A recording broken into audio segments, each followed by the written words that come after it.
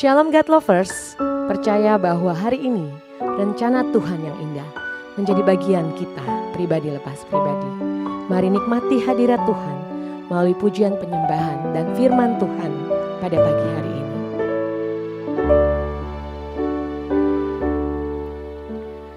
Ku melupakan yang di belakangku, ku serahkan diriku hanya padamu Yesus, dan ku berlari kepada tujuanku.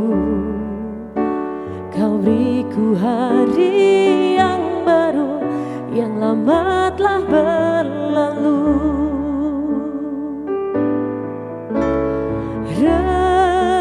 Rencanamu, oh Tuhan, indah bagiku, tak terbatas oleh pikiranku.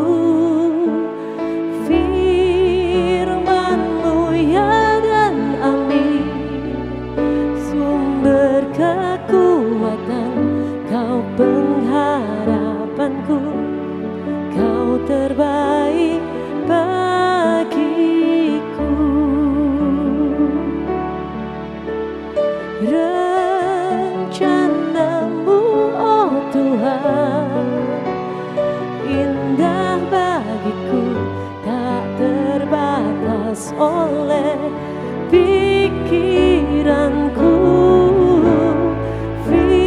Firman-Mu ya dan amin, sumber kekuatan, Kau pengharapanku, Kau terbaik bagiku.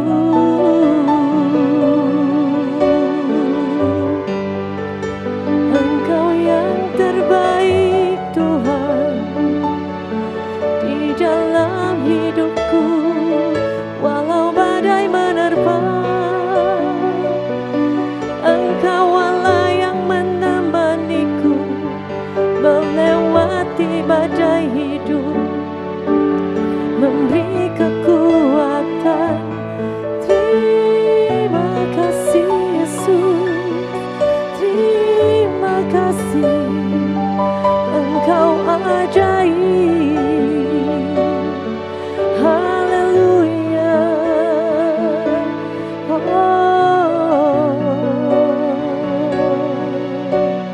Terima kasih Yesus.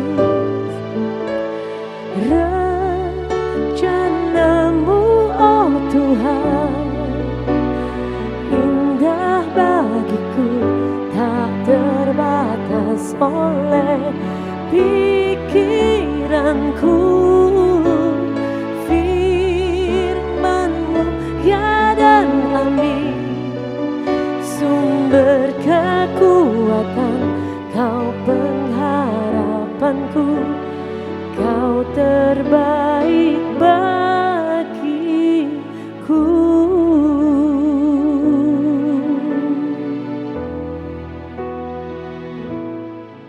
Salam God Lovers, bertemu kembali dalam program Words from Heaven. Saudara-saudara yang terkasih, dalam khotbah seri tentang silsilah Yesus Kristus atau nenek moyang Yesus Kristus, maka mari kita buka Alkitab kita di dalam Matius pasal yang pertama ayat yang ke-6. Di sana dikatakan Isai memperanakan Raja Daud, Daud memperanakan Salomo dari istri Uria. Saudara, saya bilang bahwa nenek moyang Tuhan Yesus bukan saja, saudara-saudara yang terkasih, tidak membanggakan tapi agak memalukan. Atau kalau kita mau pakai kata, kalau kita tidak mau bilang memalukan, tidak membanggakan, saudara-saudara yang terkasih. Nah, salah satunya adalah Daud. Daud, saudara-saudara yang terkasih, kalau kita melihat dia adalah raja yang luar biasa. Tapi saudara yang saya kasih dalam Tuhan, saya mau berkata bahwa Matius mencatat ini secara jelas. Kalau saudara melihat yang lain-lain dari atas, semua dikatakan Abraham memperanakan Ishak, Ishak memperanakan Yakub, Yakub memperanakan Yehuda dan seterusnya. Ayat yang kelima, Salomo memperanakan Boas dari Rahab, Boas memperanakan Obed dari Rut, Obed memperanakan Isai, Isai memperanakan Raja Daud, tapi Daud memperanakan Salomo dari istri Uria. Saudara-saudara yang terkasih, seakan-akan Alkitab berkata ini seperti sebuah tragedi. Seorang raja merebut saudara istri salah seorang prajuritnya. Saudara-saudara yang terkasih yang namanya Uria. Jadi mau dikasih tahu bahwa ini ada masalah yang serius. Saudara-saudara yang terkasih, untuk menyatakan bahwa ini kesalahan dalam diri Daud. Dia bukan orang baik-baik. Sehingga saudara-saudara yang terkasih dalam Tuhan, Nabi Nathan diutus untuk menegur dia dengan sebuah perumpamaan. Dan Daud terperangah, Daud kaget, Daud akhirnya sungguh-sungguh bertobat. Sungguh-sungguh membereskan hatinya yang kotor itu di hadapan Tuhan. Dan Tuhan pakai secara luar biasa. Saudara-saudara yang terkasih, jadi kita sudah belajar tentang Abraham. Kita sudah belajar tentang Yehuda. Kita sudah belajar tentang Rahab. Kita sudah belajar tentang Rut. Dan sekarang kita belajar tentang Daud. Nenek moyang dari Tuhan Yesus. Yang bukan orang-orang yang membanggakan. Tetapi mereka meninggalkan semua masa lalu mereka yang kelam. Masa lalu yang penuh dengan salah, penuh dengan dosa, yang melawan Tuhan, yang membelakangi Tuhan. Lalu mereka menetapkan diri untuk memperbaiki diri. Dan kita tahu bahwa sampai sekarang kalau Anda tanya ke Israel, tanya, siapa pahlawan orang Israel yang paling dikagumi oleh orang Israel? Maka mereka akan berkata Daud. Walaupun Daud, saudara, sekali lagi kita sudah lihat, dia membuat hal yang sangat memalukan sebagai seorang raja. Dia kemudian mempersunting saudara-saudara yang terkasih yang namanya Batseba, tapi dengan sebuah strategi, dengan sebuah cara yang menjijikkan sekali, karena dia menyuruh supaya Uria ditaruh paling depan, dan ketika musuh datang disuruh semua pasukannya pergi, dan Uria mati menemui ajalnya karena dia tidak mau, saudara yang terkasih, dituduh sebagai orang yang menghamili yang namanya Batseba. Tapi Tuhan dengan kasihnya dia mengutus Nabi Nathan untuk menegur dia. Saudara, kalau kita ditegur, itu berarti bukan Tuhan tidak sayang. Justru Tuhan sangat sayang kepada kita. Sehingga hari ini kalau saudara ada salah, ada dosa, ada sesuatu yang keliru, kalau ada orang menegur kita, melalui hamba Tuhan kah, melalui teman-teman kita, melalui firman Tuhan, melalui saudara dengar, saudara-saudara yang terkasih kesaksian orang, maka hal yang paling baik adalah merendahkan diri dan bertobat. Mungkin saudara bertanya sama saya, oh, jadi kalau mau dipakai oleh Tuhan harus latar belakangnya jahat dulu. Harus seperti Abraham dulu kah? Harus seperti Yehuda dulu kah? Harus seperti Rahab dulu kah? Harus seperti Rut kah? Harus seperti Daud kah? Yang latar belakangnya tidak baik, lalu kemudian baru Tuhan pakai. Tidak juga. Mari kita lihat, ada dua pribadi yang namanya Yusuf. Pribadi yang pertama adalah anak Yakub. Kalau saudara perhatikan di dalam kitab Kejadian pasal 39, itu luar biasa. Yusuf itu kita tahu dia dijual bukan kepada orang Ismail jual kepada Potifar, dan Potifar membeli dia.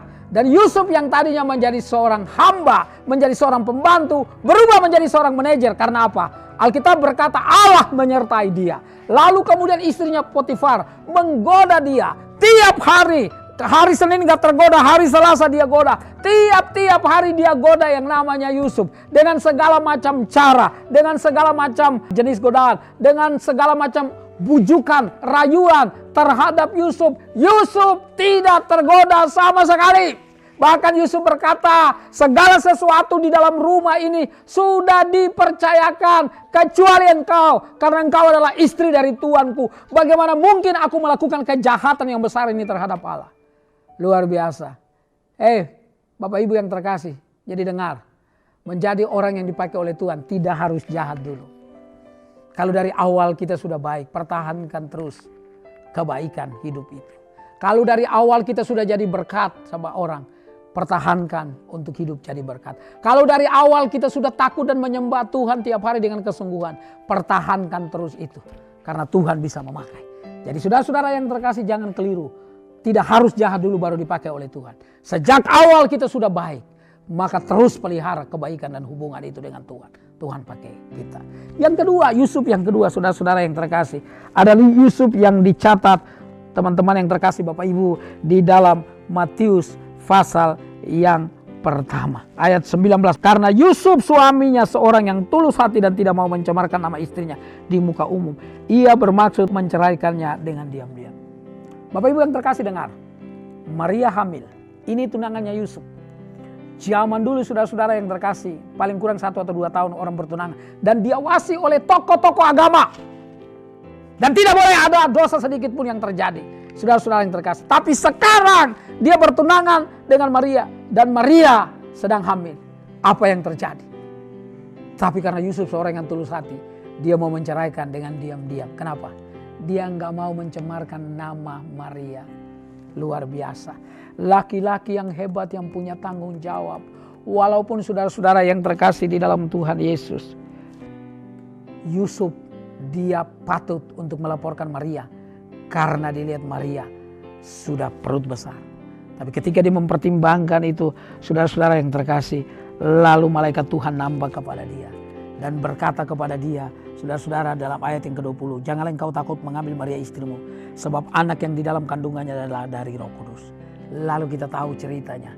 Pada akhirnya, saudara, Yusuf dan Maria menjadi orang tua dari Tuhan Yesus. Saya mau bilang tidak selalu orang jahat dulu baru dipakai oleh Tuhan. 2 Yusuf membuktikan orang baik kalau dari awal baik. Teruslah pelihara kebaikanmu, maka Tuhan juga akan memakai kita. Kiranya dalam Natal ini, bulan Natal ini, kita menjadi orang-orang yang terus baik,